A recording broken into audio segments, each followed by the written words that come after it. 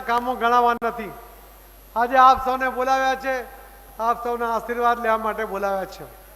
આપ સૌના આશીર્વાદ સતત મળતા આવ્યા છે। તમે વોટ આપો એ પણ મારે નથી કહેવું, પણ મારે આપની પાસેથી વિશેષ અપેક્ષા છે। મારી વિનંતી છે આપ સૌને કે આપ સૌ આપના મોબાઈલમાં 500, 1000, 2000, 3000 આટલા નંબર સેવ થયેલા હશે, છે કે નહીં? આ નંબર તમે આવતીકાલથી આ દરેક નંબર ઉપર એ તમારા મિત્ર હશે, તમારી સાથે ભણવાવાળા મિત્રો હશે, તમારી સાથે બિઝનેસમાં પાર્ટનર હશે એવા લોકો હશે, તમારી સાથે ધંધામાં જોડાયેલા લોકો હશે, તમારી હોસ્પિટલ સાથે જોડાયેલા પેશન્ટ પણ હોઈ શકે। તમે એમને રોજ આ જેટલા નંબર તમારી પાસે છે એમને એક મેસેજ કરો। આ વખતે આદરણીય પ્રધાનમંત્રી મોદી સાહેબને ત્રીજી વાર હેટ્રિક કરીને પ્રધાનમંત્રી બનાવવાના છે।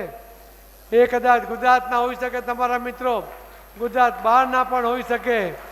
એના માટે એક વોટ માંગો।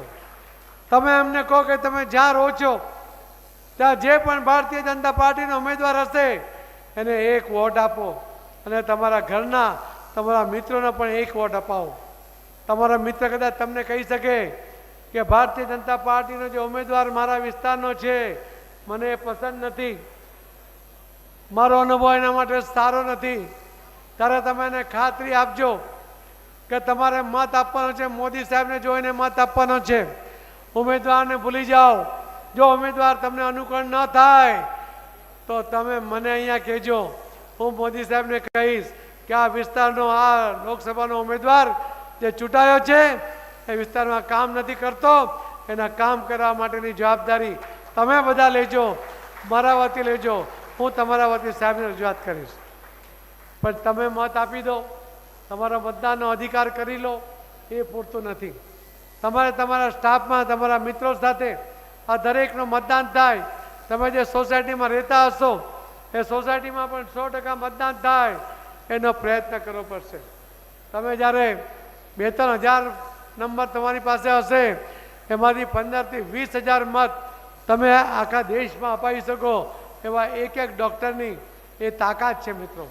ને એટલા માટે મારી આપ સૌને વિનંતી છે કે આ દેશના ઉજ્જવળ ભવિષ્ય માટે, આ દેશે જે વિકાસની રફતાર પકડી છે એને ઝડપમાં ચાલુ રાખવા માટે હજુ પણ કેટલાક નિર્ણયો કરવાની જરૂર છે। એવા મજબૂત નિર્ણય કરી શકાય એના માટે મોદી સાહેબને જીતાડવા પડે, 400થી વધુ સીટથી જીતાડવા પડે તો જે મજબૂત નિર્ણય લઈ શકે એ આપણા માટે છે।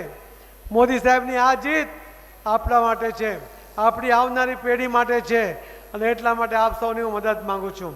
મને વિશ્વાસ છે મિત્રો કે આપ સૌના સાથ અને સહકાર સાથે 400થી વધુનો જે મોદી સાહેબે સંકલ્પ કર્યો છે એ 100% પૂરો થશે એ મને વિશ્વાસ છે।